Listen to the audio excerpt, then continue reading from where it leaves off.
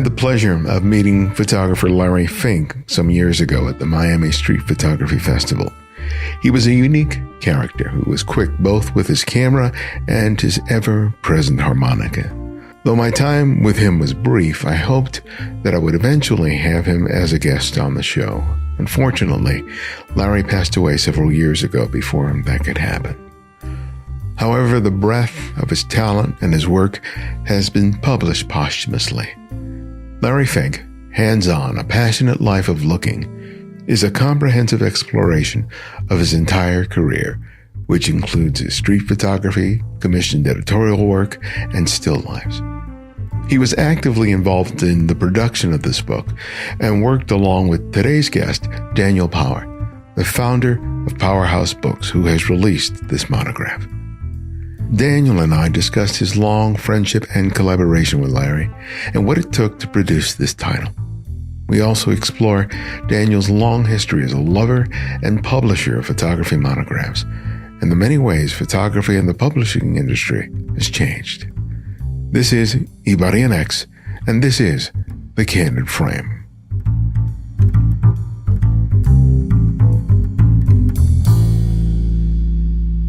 Thank you for making time for me this Saturday. I really appreciate it. No problem. Yeah, and thanks for reaching out about the book. I had the chance to meet Larry some years ago at the Miami Street Photography Festival, and it was I never had the chance to have him on the show, unfortunately. But I welcome the opportunity to talk to you about this book, which is just amazing in terms of the breadth of his career and work that gets captured in it. One of the things, though, before we get into discussing, the book and all the work that you do at PowerHouse, one of the things that I wanted to start off with is getting a sense of when you feel like you learn to really read photographs, because that's a really important part of what you do in your role as a publisher and choosing whatever books that you want to work on. My first job, well, actually, technically, my second job in publishing was at Aperture. And this would be in the late 80s. And I had a decent amount of free time here and there between doing kind of pointless marketing tasks and sales support. So I'd go into the basement and look at the archives. There was a guy who worked down there mailing out copies of magazines and books. And that's where Aperture kept all the old editions of books and first editions. And I spent hours down there looking at, old publications of Robert Frank, old Larry Clark titles. And I just was captivated, with titles like Robert Adams. I didn't really get. The others were more representational in a sense, or they were sort of easier to understand of what the photographer, the artist was conveying or expressing. Mm-hmm. But like images like from the work of Louis Baltz and Robert Adams were inscrutable. And I spent hours trying to figure out what was going on. And slowly I started to understand what photographers were trying to convey. When at that point, Aperture had released an unusual book for the time, which was Nan Goldin's Ballad of Sexual Dependency.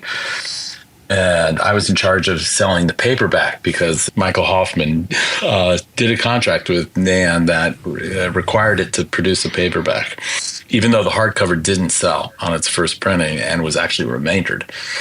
So we did a paperback, and I was just transfixed by this work, as I was, with the Diane Arbus monograph that Aperture did. And I found it very easy to sell the book to booksellers and to salespeople, the distributor in particular, because the work was immediately accessible in terms of my viewpoint living in East Village in the late 80s. It was very powerful, and I found it very easy to explain to people in the retail industry and the distributorship that, why this work was so moving and so important. And then subsequent to that, just learning about, having to sell. When I co-founded DAP, Distributed Art Publishers, I was the salesperson. So I was just having to go to national accounts and teach sales reps what this photographic work, meant.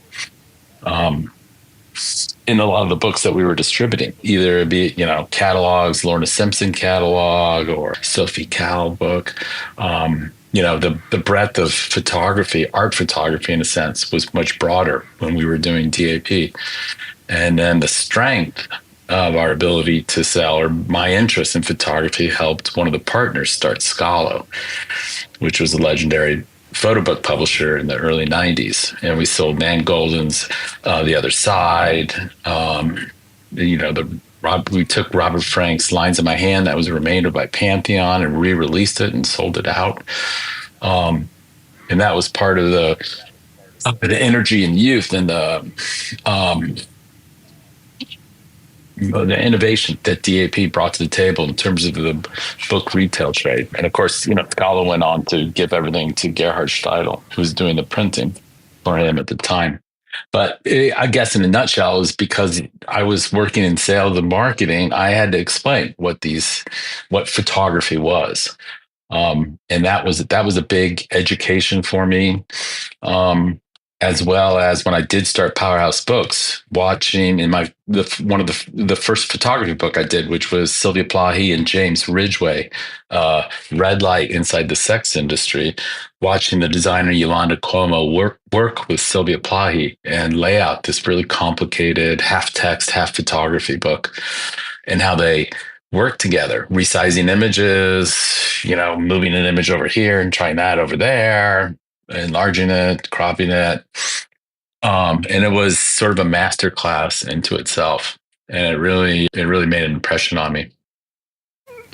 What was the market like when that book came out, in terms of the way that retailers, publishers, and the public in general looked at monographs and photo books? It's changed a lot over the last 30 or 40 years. But back then, you mean the Red Light book? The book that you mentioned earlier, the Ballad of Sexual Dependency. Ballad of Sexual Dependency.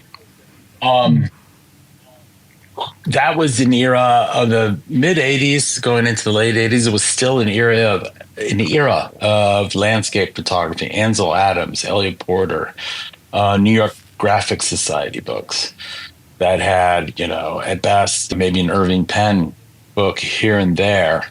But there was no, what we call now, like street photography in an active, recent sense. There was no,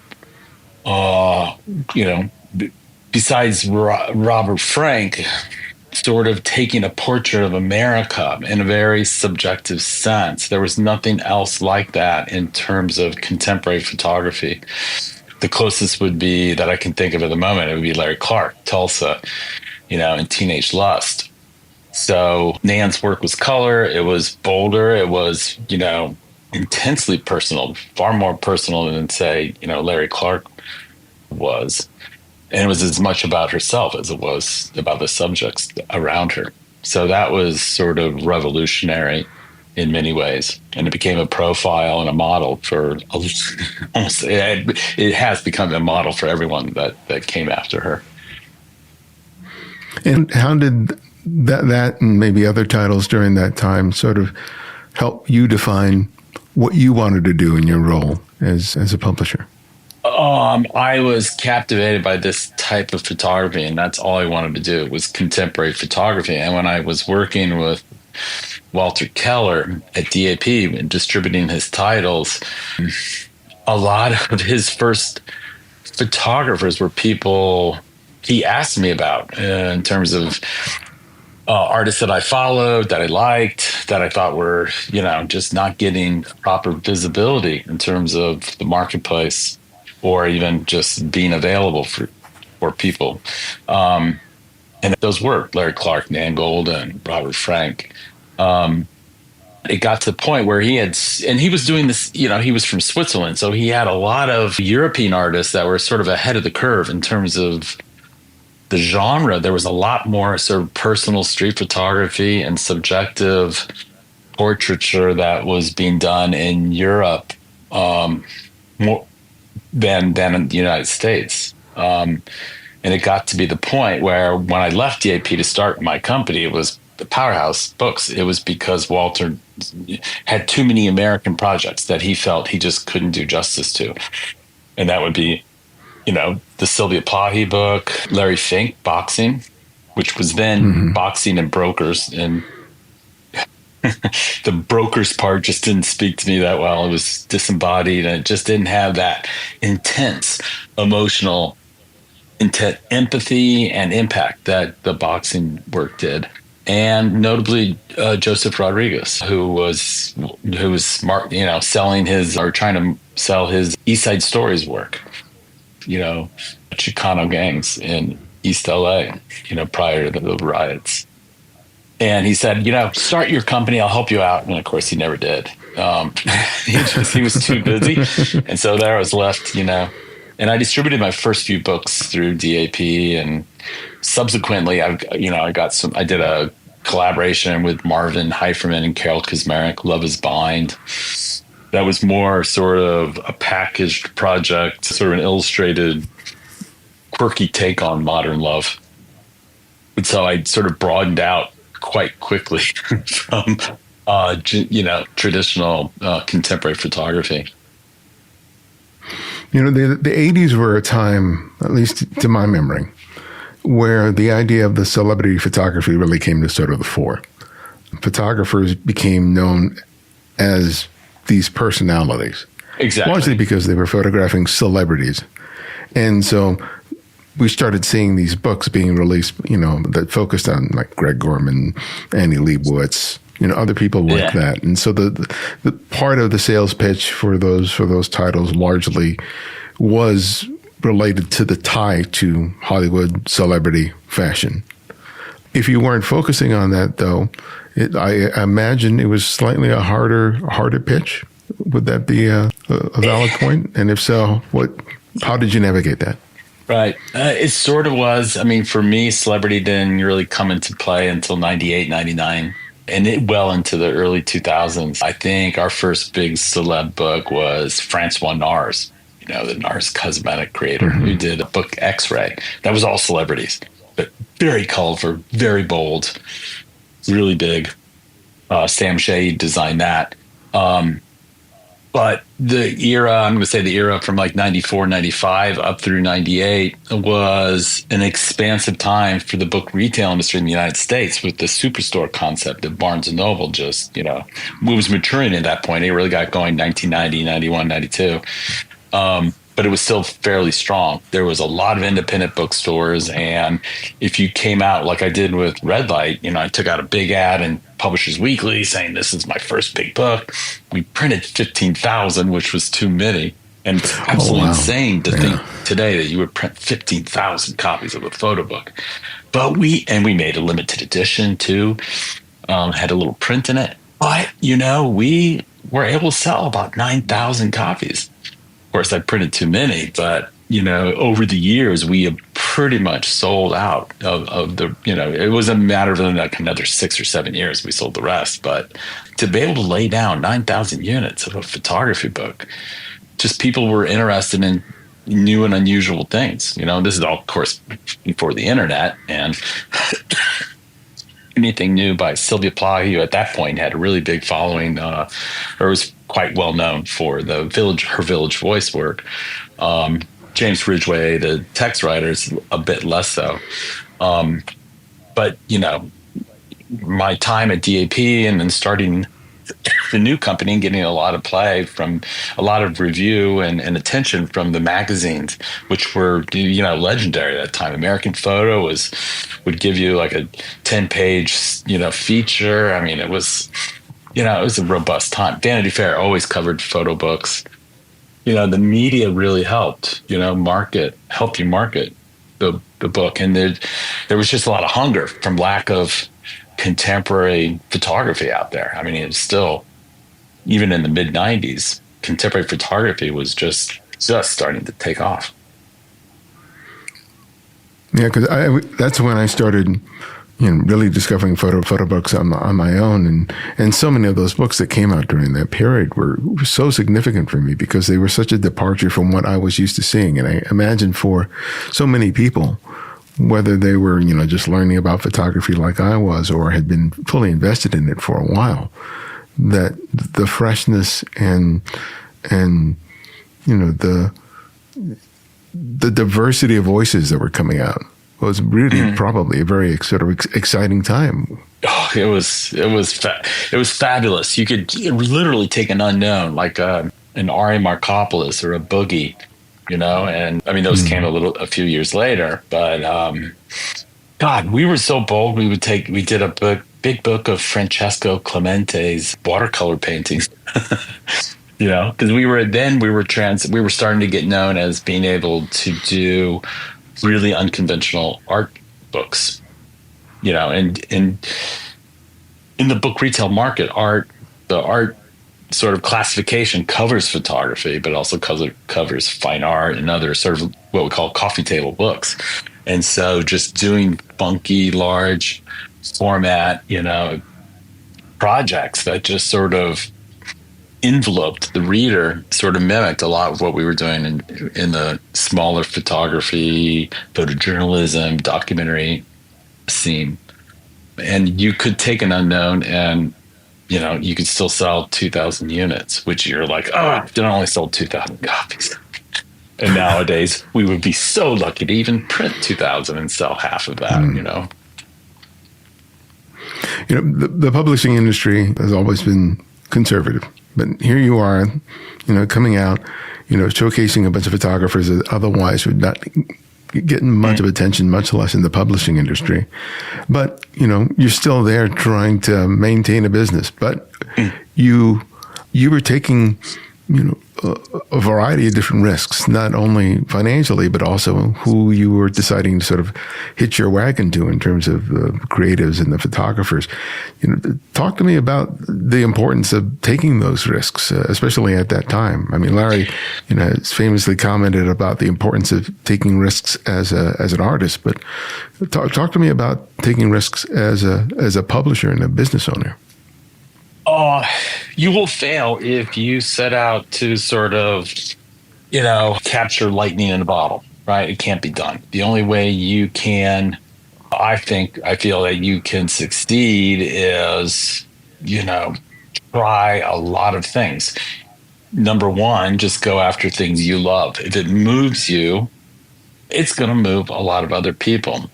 And I just take myself as an example because I'm not stupid. I'm kind of dumber than a lot of people, but there's things and emotions and sort of sensations that you see in a photography book, which is one of the reasons why photography books are so amazing. You can look at them. If you own them, you can come back to them years later and you'll see something completely different. You'll feel something completely different because it's a story being told, sometimes, very non-linearly, but it is a story that you can pick up and put down and pick back up and put back down, and it just changes as you change. So it's, but I feel that if I'm captivated by that, there's a good chunk of the populace that would probably be captivated as well. If we can only just sort of get the book to them, price it at the right price so they don't get discouraged or, what have you. But then you just take risk, because you like it and you think it could work and you think it deserves to see the light of day. In the earlier years, the successes of those experiments were more frequent and it sort of declined over time. Just because of the evolution of the explosion of what I call boutique publishing over the past decade or so. Small little studios doing 1-2 books, artists basically calling themselves a studio and producing basically their own books and going to the art book fairs and selling them. That didn't exist when I started. So that was a level of the market that, was just completely, untapped. I mean, I did a Jack Pearson artist book and people just freaked out. They'd never seen it. It was a book of just his photography of his art and of other things. And there was not his one mandate was that no white space in it. So it was a very inscrutable artist book, but it was beautiful. And we sold 5,000 copies and we sold, 500 limited editions. And it was, it was gone within like 2 years. It was crazy. But having, something like that would be a success. And then you try, the Love is Blind book didn't quite work. It didn't cost a whole lot to make, but it got really good press, but it didn't sell so great. But, you had an event at Barnes& Noble, you caught the attention of the marketing director there. And so when you came out with, a Francesco Clemente book 2 years later, they remember that and they scheduled a big event that went really well. And then a nightclub sponsor says, "Oh, we want to host your parties." And so you'll have success, not necessarily with that particular title in terms of revenue, but something else shakes down. The books take years in order to manifest themselves on the shelf. And as you mentioned, there's so many qualifiers involved in that whole process, from the idea to the final finished product. And because of that, you're having to consider a multitude of different titles, potential titles, over a period of years. Talk to me about how your team works in terms of deciding what you consider and how you determine what to go with, print runs, things like that. What to go with is kind of easy in a sense. If it's someone you've worked with before, and especially if you've had a good experience before, meaning the book did not bad, you probably would give them another, go for round two, so to speak. Sometimes someone who did a book like Patrick Treves, photographer and chef, lives in Santa Cruz, did A Surfer's Blood, which was a book that we distributed. He did another one, Thread. And these were cool surf. It was surf photography in a sense, but like hardcore in terms of like very, insider perspective, very subjective. And he had an idea to do a cookbook. And we were like, okay. And he went around to all the surf spots, famous surf spots or notable ones around the world. And he would hang out with locals there and that were surfers and chefs. And sometimes you go on trips with chefs and they would make meals. And he would sort of take photography. So we made this Frankenstein of a book, which is really cool, but it didn't sell. We did it because we liked it. And it was a book of, facing page would have a collage of his photography work. The other side would be the name of the country and a recipe that sort of typified what he considered, cuisine of that, the country or something that he made that he really liked. So it was a book of like 60 countries, 60 recipes, and a lot of collage photography. We did it because we just thought it was so cool and unusual and different that we said, oh yeah, this is, let's give it a shot. We've done a few cookbooks with photography in them and have done decently with them. But this one was probably just a little bit too arty, unfortunately. Had an exposed spine, had a piece of art on the cover because that's what he wanted. And we sort of got it. In retrospect, probably should have overruled them. And yeah. You mentioned your first book collaboration with Larry, which was Boxers. Tell me about how that relationship began and about the story about how the book came together. So he had submitted it to Walter Keller of Scholl at the time, and it was boxing and brokers. And Walter didn't know what to do with it. He said, why don't you do it? Start your own company, do it. So I met with Larry and we got along. He was very unconventional. He sort of showed up with a harmonica in his pocket. And while you're sitting there, dealing with something else, he would start playing. I convinced him to drop the brokers from it. And I don't know where I got the idea, but we were thinking about how to add to the book since cutting out half of it made it a pretty small book.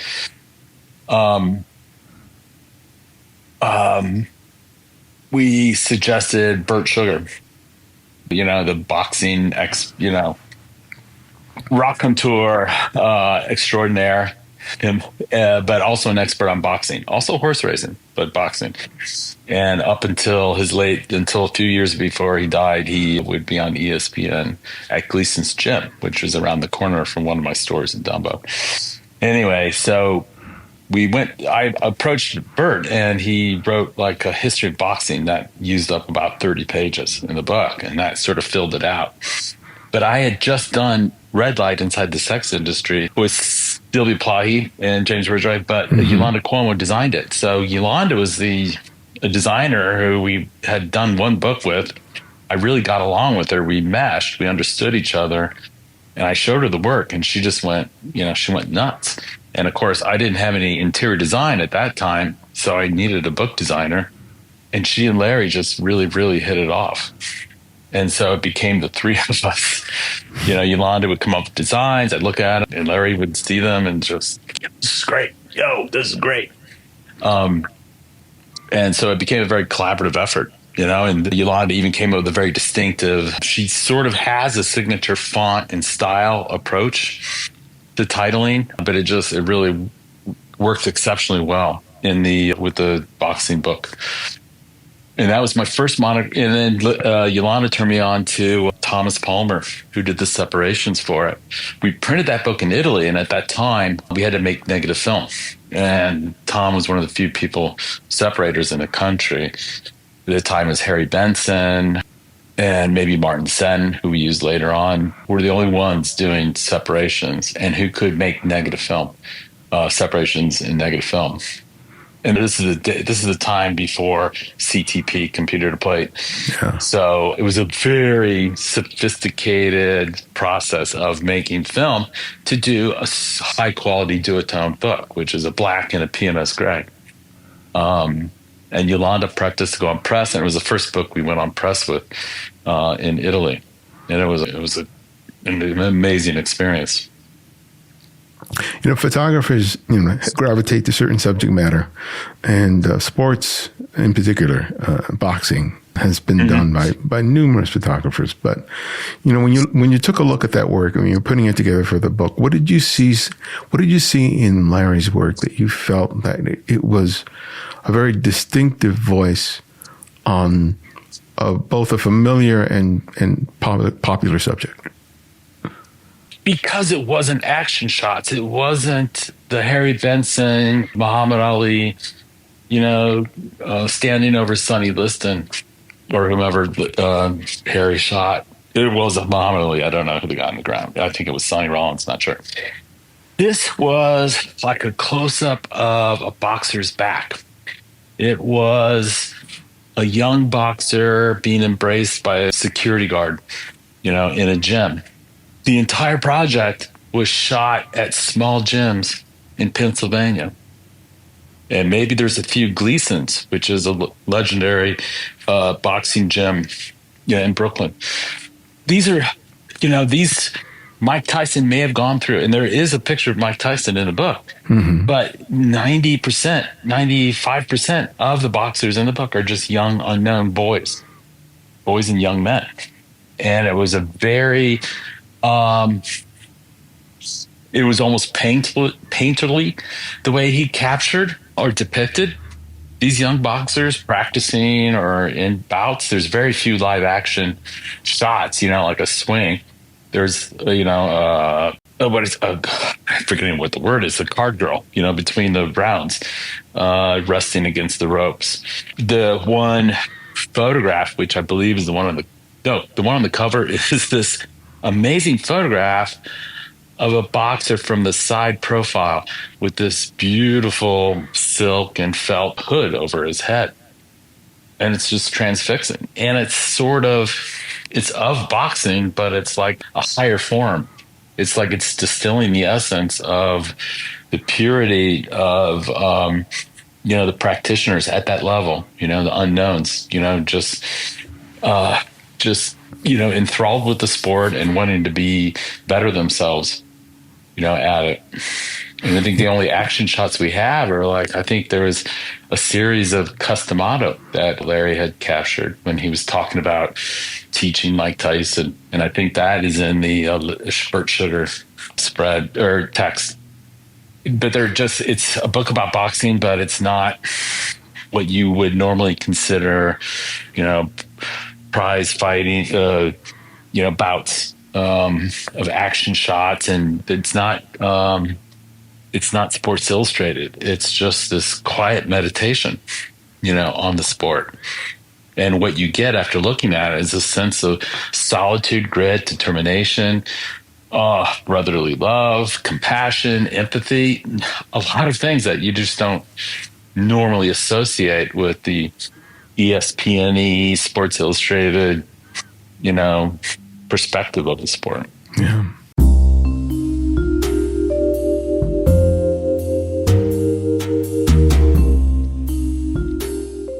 For those of us who lived through the wildfires here in Southern California, we have a long journey ahead. The process of recovery and rebuilding is filled with countless challenges and obstacles. For people who made their living as photographers, this is no less the case. AltadenaPhotographers.org is a homegrown effort to help photographers impacted by the fires, many of whom lost the means to earn their living as image makers.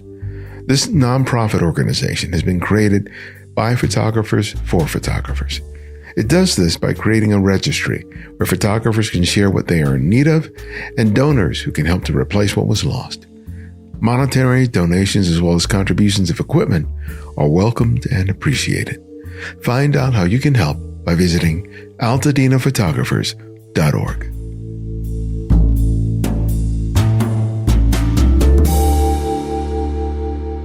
I think I'm paraphrasing Larry in describing his own work, talking about it wasn't just about what things looked like, but what they felt like. Yes. And this is the first time I've had an opportunity to see a comprehensive body of his work. I've been familiar with individual photographs, have admired them tremendously, but going through this book repeatedly, one of the things that I finally clicked for me was not just that he was just adept at making incredible compositions, but the thing that brings the humanity and the intimacy to his images is his attention to the importance of gesture. And in so many of the images that exist in the book, it's the gesture, the way the hand falls on one person or another, and that is a through line throughout the entire book. Yes. And it was like it really helped me to understand the inherent power of his photographs, because he was carefully framing each scene, whether it was fashion, whether it was boxing, whether it was a street scene, but he was looking at people being people. And even when he's not photographing people, that sensibility exists there. It's his very first book, Social Graces, is that in a nutshell. Mm-hmm. His neighbors in Martins Creek, Pennsylvania, the Sabatines, birthday parties, weekend gatherings, barbecues, confirmations, and what he considered to be, the real enemy of the state, the people that sort of, run everyone's lives through capitalism and their, obscene wealth. And that would be, the social balls, the debutante balls, the social gatherings in Manhattan that he photographed that are part of the Social Graces. And it's that juxtaposition showing the empathy, the care, the love that's in, in the rural side, but sort of brilliantly capturing not similar gestures, but sort of the emptiness or the, what's the word I'm looking for? The solicitousness of the, of the moneyed class, no less elegant than the Sabatines and Martins Creek. But clearly, you can see an alignment of his empathy of the two subjects. But the beauty, the gestural beauty, the painterly approach, equally powerful with both groups. And that's kind of the amazing, as you said, the amazing thing about his work is just the through line of the gesture. How elegant or how powerful, how affecting they are in his work, which I, who knew him very well, had no idea of the breadth of his early work, projects that never saw the light of day, like logging, pictures, the brokers, and most mind-blowingly, the still lifes that are at the back of the book. Yeah, the stuff that he was doing with the mantis. Yes. I was like, where did this come from? But there was a consistency that existed even with those images. Yeah, precisely. And that's what the master was. He took pictures of myself and Yo when we were in the later stages of designing this book. This would be about 6 months before he passed away. And he took, whenever he sent you a picture of yourself that he took, it was always came with a copyright note up there. It was very smart. But it's just like, oh my God, how did you? He gets a picture of you thinking with the sunlight coming through your white hair in the background, and it's like, oh my God, how did he see that? And it's just because he's had so many years of experience doing it, but he had a way of seeing things that just very few photographers, really, really nail. Yeah, his description of himself as slow as a bear, fast as a hare was. I can't imagine a photographer who was more adept at describing himself in terms of his approach as that statement, because I completely got it. It's just like not being rushed, being completely immersive in the moment, getting into the flow and the rhythm and the pace of something and not rushing it. But then when the moment reveals itself, when it happens, you blink an eye and it's like, what?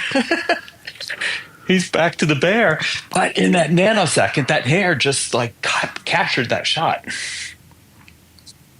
He started going through the pictures during COVID. Yes. Which provided him and a lot of other photographers an opportunity to go through their archives because it had nothing better to do. When he was talking to you about going through that work, what did he share with you in terms of his own feelings about what he had done and what he wanted to do with it? He was very proud. He said, I went through and I've collected everything, and everything is amazing. He really was a big believer in his own work. He knew what he had was just like, top. Because he knew he was that good. And he would tell you he's that good. To your face, many times if it needed to be, if you didn't hear him the first time. He, besides gathering what he considered, and he was an excellent editor of his work, he really gave us, and he gave us, and I mean us, Yolanda Cuomo, the designer, probably double of what's in the book. It's a 424-page book. I don't know offhand how many illustrations. It's got to be close to 400 illustrations, meaning photographs. But the bucket list of the selection to choose from was probably 600 or 800. I mean, it was a lot. At that point, he's done. These are his favorite 800.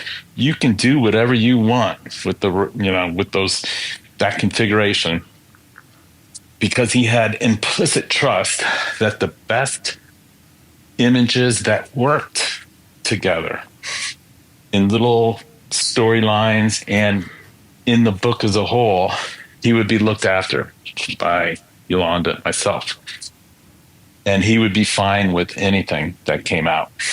And whatever we agreed in the early stages or the early to mid stages of the design, we'd have group meetings and he'd say, yeah, that's not in this sequence, this image doesn't work. Just take it out. Mm-hmm. And he was actually pretty good at being ruthless and saying, no, it's got to say, wow, which is a great approach. Like if the image just really works with its predecessors and its successors, and it just knocks your socks off, it belongs there.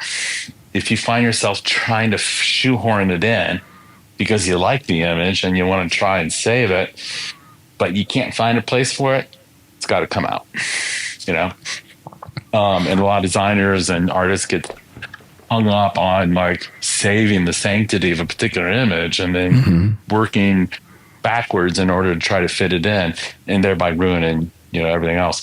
But he would pitch in the early meetings and say, yes, to get rid of it, get rid of it, get rid of it.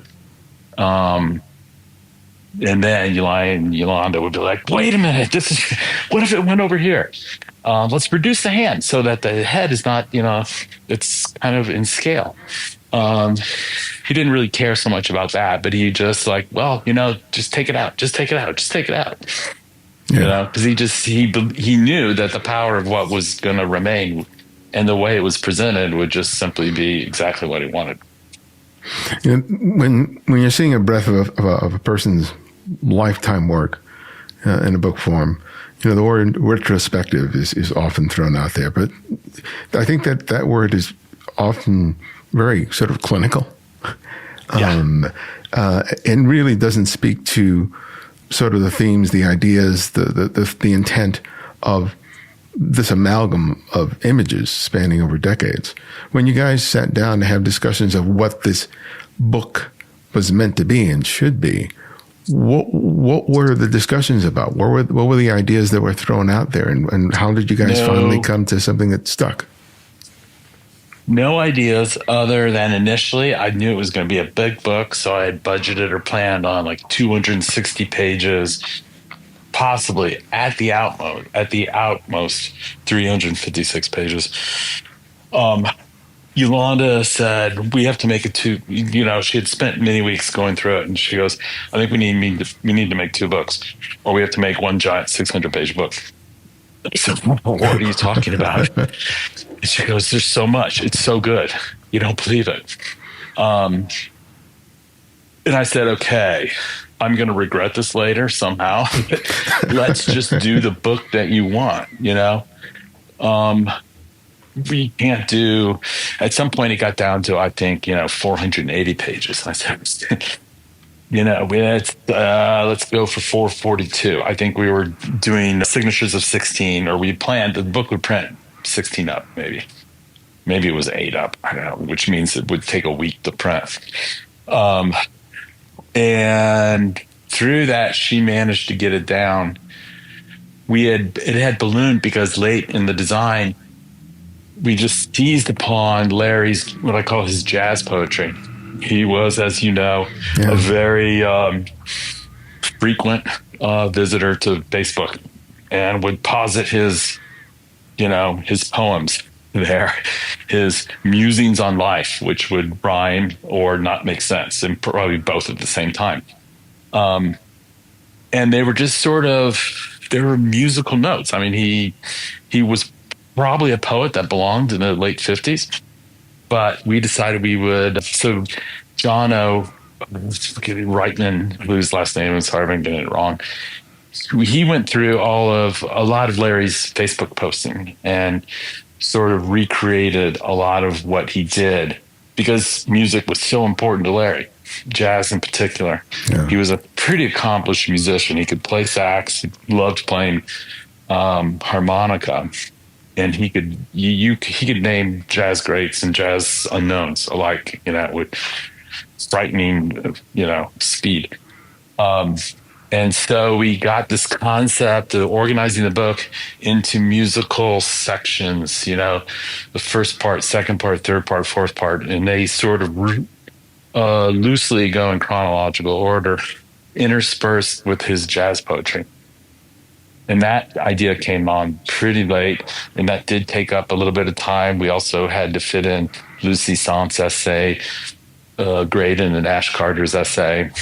So that said, we still got it down to 424. But once Yolanda said everything's great, it's going to be hard to edit down, I knew I was in for in for a surprise. But we had to do it because it's just like, everything we saw was like, this is incredible. This is incredible. This is incredible. So it would not have worked to just say, oh, let's put in 2 logging pictures. Let's just put in 4 runway, his fashion work. Let's put in 6 of the famous social graces. You had to do a little vignette, like a little musical interlude in book form with images about all these subjects that captivated him, and he did such beautiful work with it. You've worked with Yolanda on numerous titles. But speak to you about the collaboration on this book in terms of, what she brought to the table, because design is just as important as the content of the book. It can make or break it. Yeah. Yes. But tell me about what you appreciated about her sensibility that you felt was just completely synergistic with Larry's work. She saw the brilliance in a single image, as Larry did, but she had this additional superpower, which was to be able to envision how it would go in a sequence of images that made sense to group together. She was able to figure out a transition from high society to a sex club. And that's in the middle of the book somewhere. Mm-hmm. I don't know how in the world she was able to envision that. It came to her, and she sees things like lightning strikes. And she was working on a sequence from the Runway. Well, I call it the Runway because we published Runway. It was our second book with Larry, but it's really his fashion work. That led itself to, his sort of party shots of Studio 54 and other nightclubs that didn't really work with the gala society photographs of social graces. And there was something in a gesture of the image, of the last image of a set that she wanted to end with, that lent itself to the opening of the next set, which was maybe 3 or 4, a very short set of this nightclub, of which there's a few explicit images in there. She knew and could recognize the brilliance of a single image, but she could see how they would work together. And my job was to look at it and just be moved by one image to the next. And then when the flow stopped, meaning I felt an image was out of place, or the storyline sort of took a pause that it shouldn't need to. And we solved it by moving it around, eliminating the image, pulling an image out of another sequence and putting it there as sort of a transition point. Mm-hmm. So I saw my role only just to flag things where I thought the storyline sort of stopped. But it was 97% her sequencing of images. She did work with Larry in the very beginning on the very important sets of sequences. This would be social graces, maybe the fashion work. He would volunteer, like, well, let's put this there, like that will sort of, like, let's put an image of this homeless guy, or not that there's a homeless guy in it, but just let's put a picture of this unhoused person in there to sort of make fun of the society picture that precedes it. And so okay, then the joke might be too literal, so Yolanda would change it later, but that's how they collaborated in the beginning. But a lot of it I just credit to Yolanda's brilliance at seeing how images work and work together. At the beginning I asked you about how you came to learn how to read photographs. How did your long-term friendship with Larry help to sort of inform the way you looked and discovered his photograph, especially revolving around this book? It was really through Yolanda, watching her react to the work and say, oh, I love that. And then she would show you how she put something together and you saw it. And then it would just, a light bulb go on your head. Yolanda doesn't do that with a lot of photographers. She's very selective with the artists that she works with. She'll work with, Gil Perez. She loves Larry. She has got, she's really well known in the book design world and the design world in general. Was studied under Marvin Israel. And she always had the luxury of just doing what she wanted to do and work only with artists that she wanted to work with.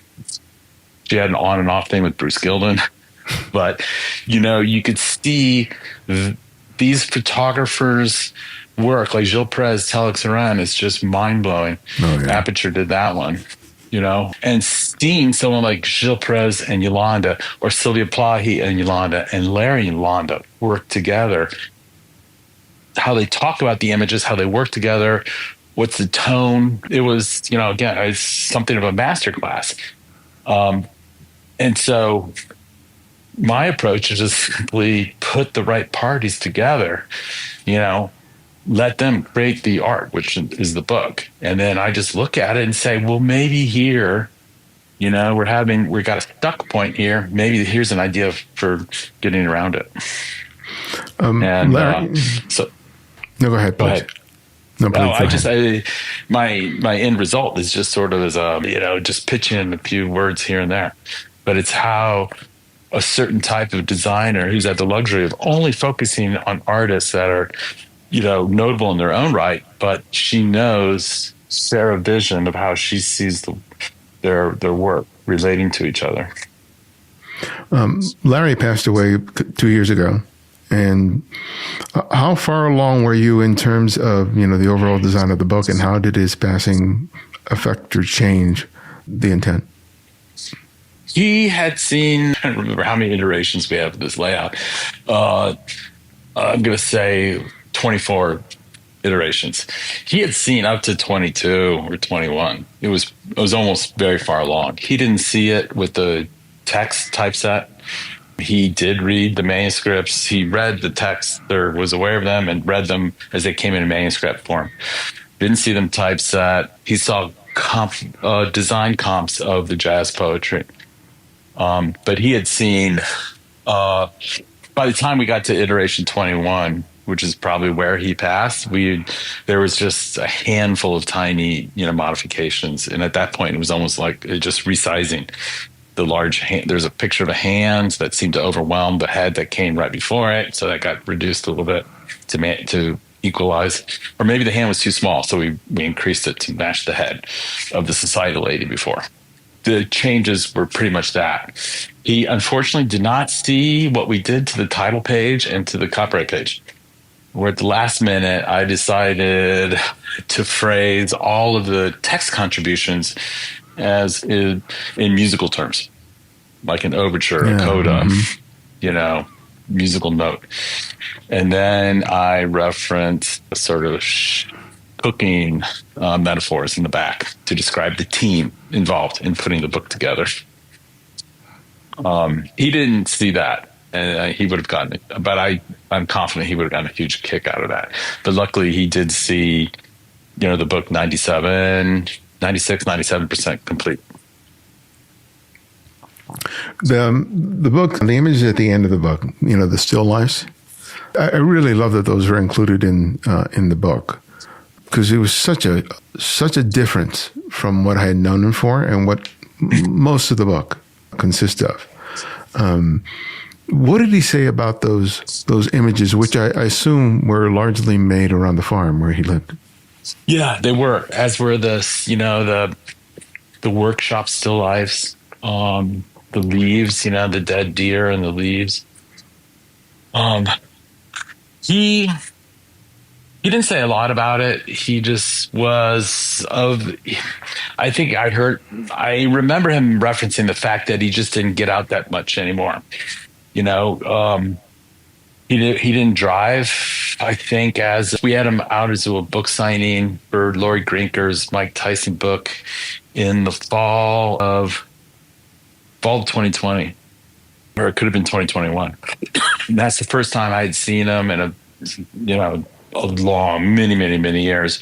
And that's where the idea came of doing this book. I was like, Larry, we should do a big monograph. He goes, yeah, I've been thinking of that too. And I was like, let's get the band together. And he's like, let's do it. Let's do it, DP. Let's see. Where was I going with this? What was the question again? In terms of how he talked about the still lifes that he was doing around the farm. He didn't get out much. And so his world got smaller. He didn't drive, so he wasn't going off and shooting. He wasn't doing magazine assignments anymore. and he just couldn't get around very much. So I think he was more or less homebound, due to his, age, weight, and then the maladies he was starting to suffer from. But the main part of it was he just didn't drive. So it was like, I think he just turned inward, and you start to see a remarkable focus on himself, with a bloody finger, the eyeglasses, the eye really close. He was starting to get granular, and he was looking inward, which is something he had never done before. And that's reflected in the still lifes, the studio setting, the meadows, and his own self-portraiture. Yeah, what strikes me about what you just said is the thing that he started turning inward. But it seems like his work was always inwardly focused. He was photographing things outside of himself, but it was as much about himself as anything. It was his viewpoint on what he was seeing. Clearly you could see his political alignments.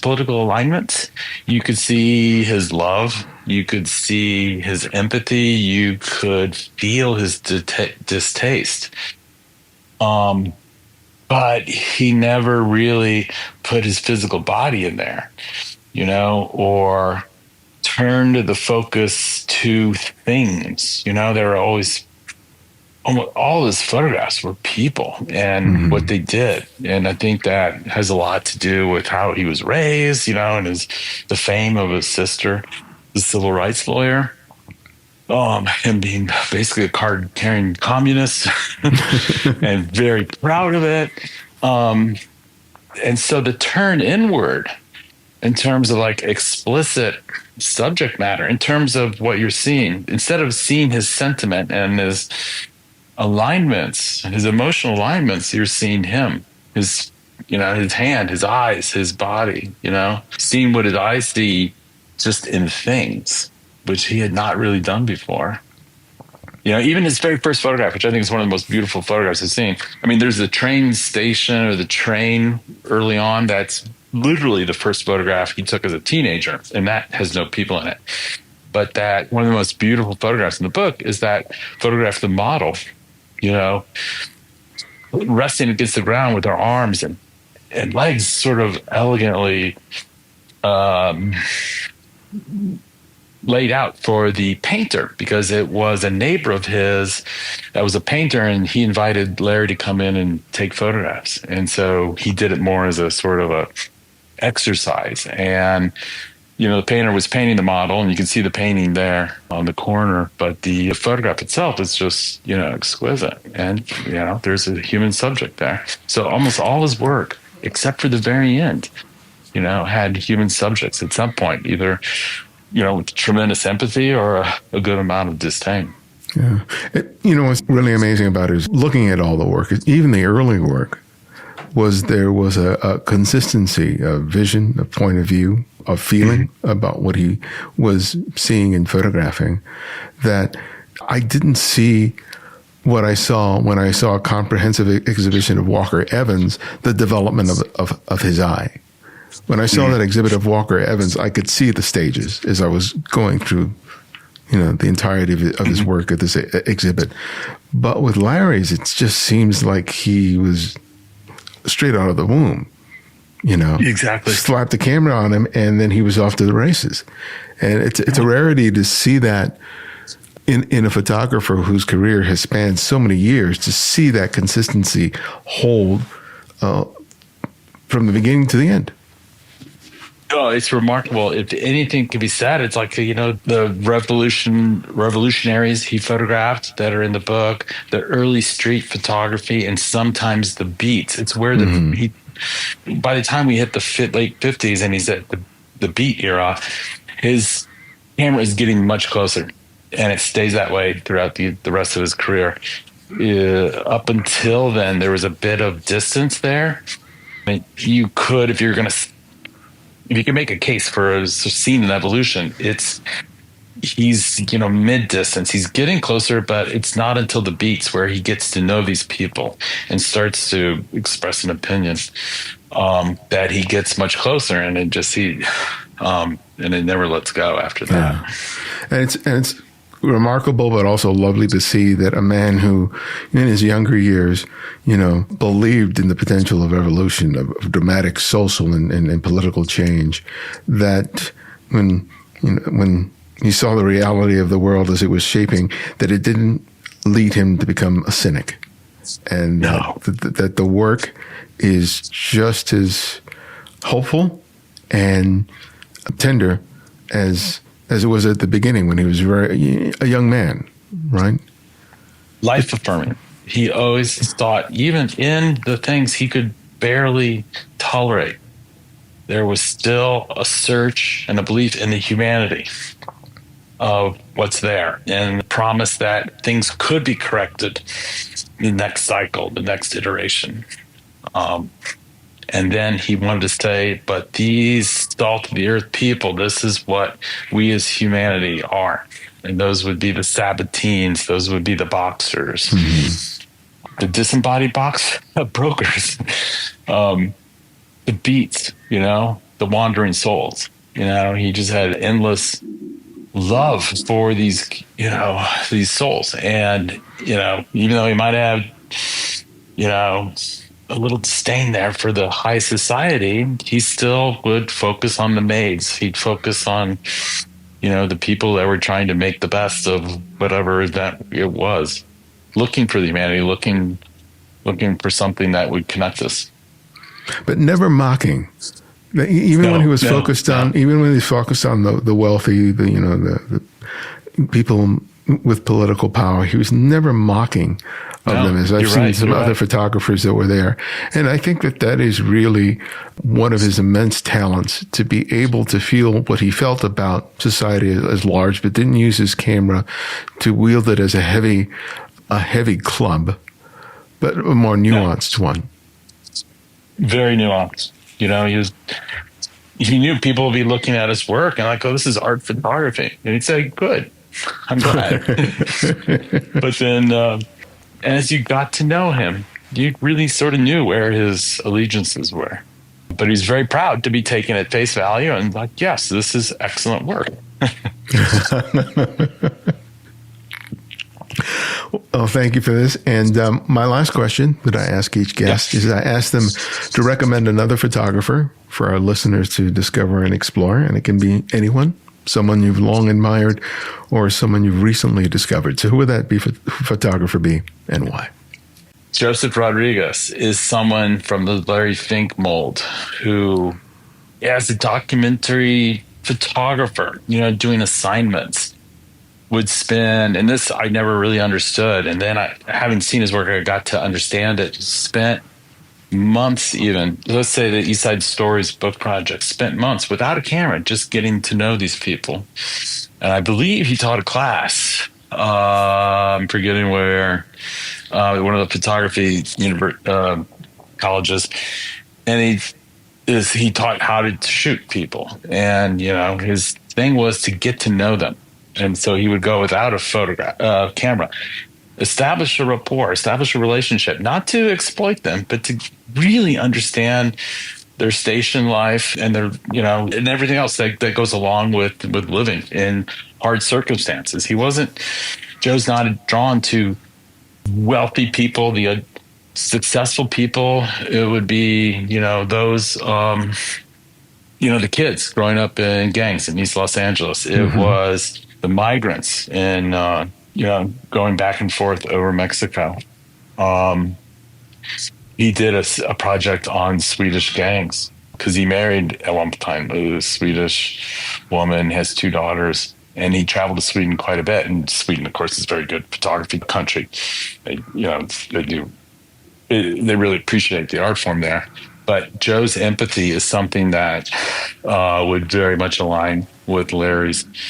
And then for pure brashness and sort of chutzpah. Well, wonderful recommendations. And you and your team have produced a wonderful book, which is a wonderful way of honoring both amazing photographer, but also a friend. So thank you for sharing that with us.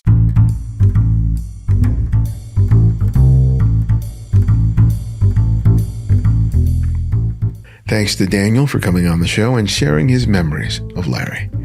You can find out more about this book and other titles by visiting PowerHouseBooks.com. And if you're a fan of our work, you can write reviews on whatever service you use to listen to podcasts on and share a favorite episode on social networks, be it X, formerly Twitter, Facebook, or Instagram. Remember to use the hashtag #TheCandidFrame. You can support us financially via my family's GoFundMe page and Patreon. Links for both will be in the show notes and the website. And if you want to make a one-time donation to the show, you can do so by visiting buymeacoffee.com/TheCandidFrame. We've relaunched our newsletter using Substack. Sign up today and receive regular updates on all things related to TCF. And if you can't find every episode of the show on whatever service you use to listen to podcasts on, download the Candid Frame app, available for both Apple iOS and Android. And because of your generosity, it's free to download and use. No additional purchases are required. The Candid Frame's audio engineer is Martin Taylor, who you can find at theothermartintaylor.com. The show's senior producer is Cynthia Parker.